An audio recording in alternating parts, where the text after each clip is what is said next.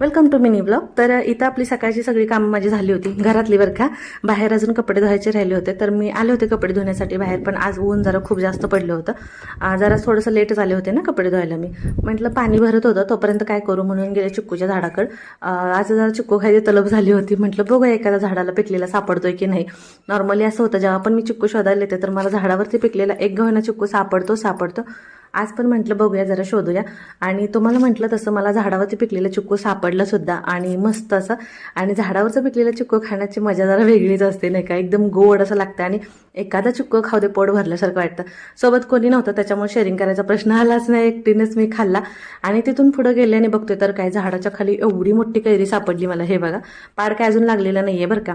पण घेतली आणि मस्त म्हणलं चला आज कैरीची भाजी बनवूया. तर कसा वाटला आपला आजचा छोटासा मिनी ब्लॉग मला नक्की कमेंट करून सांगा. आणि व्हिडिओला तर लाईक सबस्क्राईब करा. तर भेटूया आपण पुढच्या नेक्स्ट मिनी ब्लॉगमध्ये. तोपर्यंत बाय.